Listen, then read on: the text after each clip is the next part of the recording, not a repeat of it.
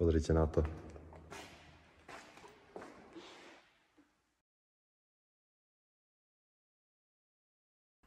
Zdravím vás ľudia, vítam vás pri novom videu.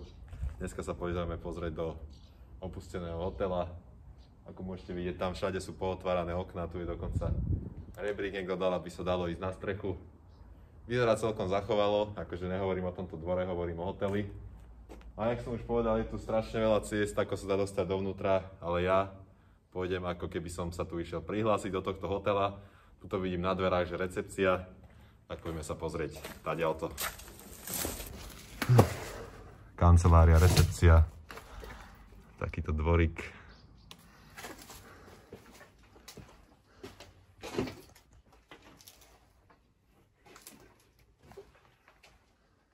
Vyzerá to tu ako z nejakého hororu, popravde. Ale vlastne tadiaľto sa asi... OK. Tadiaľto sa asi nedostaneme. Takže toto bolo iba také intro.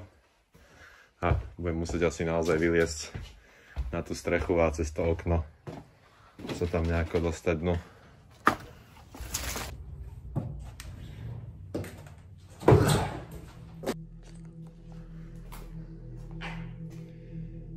Zaujímavé miestnosti celkom.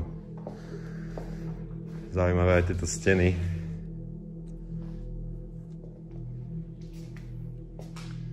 Škoda, že toto je opustené. Alebo že sa to nejako nezachovalo. Tuto už je dosť vidno. To, že tu dlho nikto nebol z majiteľa a takto. Tu sa nachádzali pravdepodobne izby. Môžeme si nejaké pozrieť, nech sa tu nezdržujeme dlho, lebo asi každá bude vyzerať rovnako. Máme dokonca televízor. Tu sa chodí stokovať. Bratislavskí stokári sem chodia. Takže všetkých pozdravujem. Len to tu nezničte. Tak zostali dokonca aj postele. Kokos, ja keby som bezdomovec, tak by som vlastne bezdomovec ani nebol. Lebo z tých všetkých ukrytov, čo poznám a z týchto opustených budov, tak určite by som si našiel nejaké takéto bývanie a nebýval by som pod mostom. A nezavádzal by som slušným občanom, alebo ako by som to nazval. Možno tu dneska nejakého aj stretneme. Nechcem to akože nejako privolávať. A to bola taká divná izba, že v podstate hneď tuto mali vecko, že vieš, že išiel si na vecko a hneď si tu mal posteľ. Podlaha celkom taká akože nič moc, ale drží. Strop totálne zdevastovaný.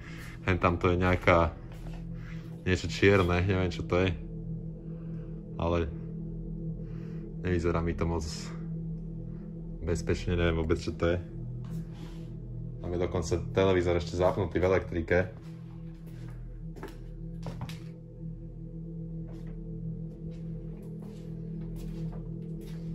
Dokonca skriňa zostala. Zaujímavé. Pozrite, šíjačka. Stará, toto mala ešte aj moja babka. To vôbec neviem čo je. Hlavný spínač, netuším čo to je vôbec. A tu je Vaňa.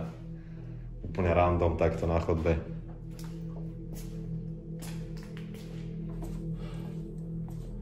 Akože vyzerá to tu celkom pomerne zachovalo na to, že v podstate toľko urbexerov tu bolo a tie okná pootvárané a všetko toto. Vonka toto vyzerá ako keby, no akože z prednej časti ani nie, pretože predná strana je vlastne keby na takom námestí, alebo ako by som to nazval, takže tam je iba napísané, že pozor, padá omietka, ale z druhej strany toto vyzerá katastrofálne a normálne sa čudujem, že takto toto vyzerá znútra. Celkom v pohode podľa mňa.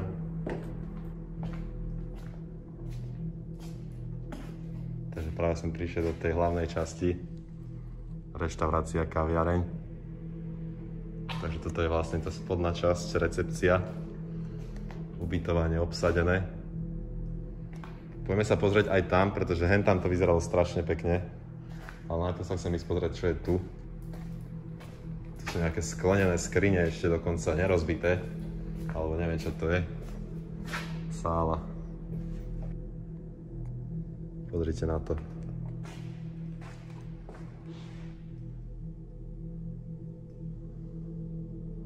Tam slovenská architektúra na stene. To čo je? To je maďarský znak, alebo čo to je? Čo to tu robí na Slovensku?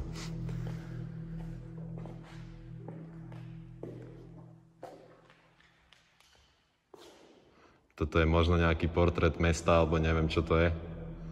Vy, čo tu bývate, alebo kto toto spoznáva, toto mesto, tak sa samozrejme dozvie, v akom meste sa teraz nachádzam. Nebudem to tu hovoriť pre všetkých.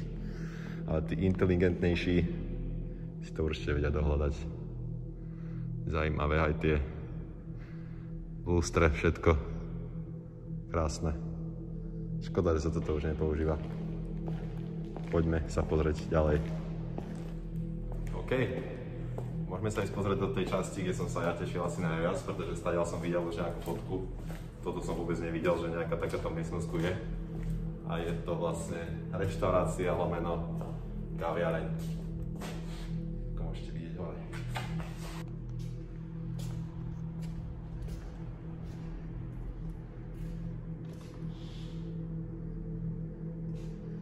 Strašne ma to udivuje, aké tu je ticho a pritom to tu takto vyzerá, stoličky, všetko. Je, keby sa to tu zastavil čas alebo niečo také. Pozrite, toto víno. Takto naukladané. Wow. Pekná kaviareň alebo reštaurácia. Veľmi zaujímavé.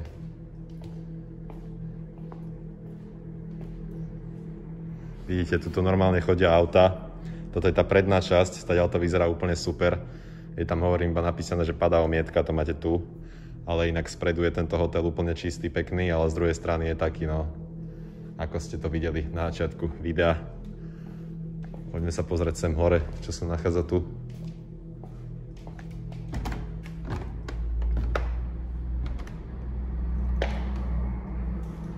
Aha, takže to je iba takáto vyvýšená sekcia, možno nejaké VIP alebo niečo. Čo máme tu? Nejaký sklad.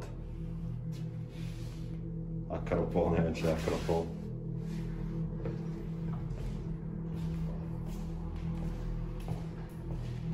Takže vlastne takto vyzerá zadná strana toho hotela.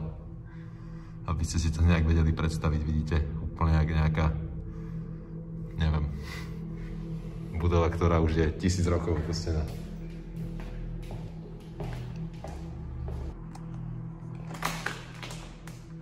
Nádherný hotel.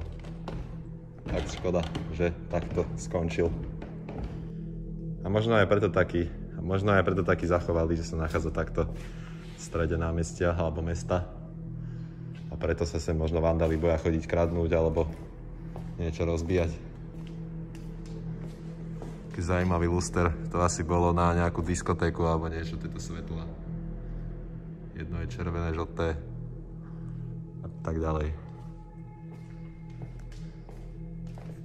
Chcel by som sa iba tak nejak mimo videa spýtať, že prečo sa vlastne o toto nikto nezaujíma, že prečo proste práve toto je tá budova, na ktorú by sa malo vykašľať a prečo práve táto budova si zaslúžila dopadnúť takto. Kde sú tí, čo sa starajú o pamiatky, o kultúru a takto, aby toto vlastne nechali takto dopustiť, alebo nejaký majiteľ alebo niečo. To je veľmi zaujímavé. Napíšte mi váš názor do komentára na toto. OK, poďme sa ešte pozrieť sem. To bola pravdepodobne nejaký bar alebo kuchyňa. Takže tu bola asi nejaký bar alebo možno recepcia, aj keď recepcia bola pravdepodobne tam. Neviem, čo bolo tu. Vyzerá to tu tak podobne nejako. Poďme ďalej.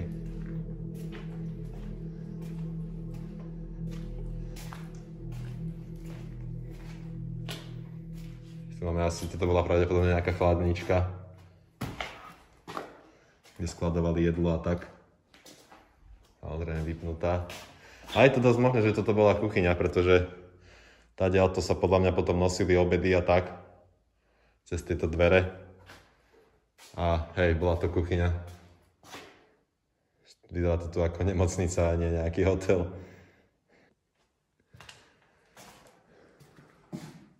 To je pravdepodobne starý kávovar. Hej, bol to kávovar, vidíte, ste si mohli navoliť, akú kávu chcete a takto. Tu je ďalší kávovar. Toto bol na tie kávové zrná. Viete, to tak stlačíte a pôjde vám káva. Zaujímavé. OK, chlapci. Dúfam, že sa vám toto videjko ľúbilo. Lúčim sa s vami z tejto jednej tých najkrajších častí hotela, ktoré som tu videl. A like, odber, zdieľaj, posielaj kamošom. A čaute, vidíme sa pri ďalšom videu.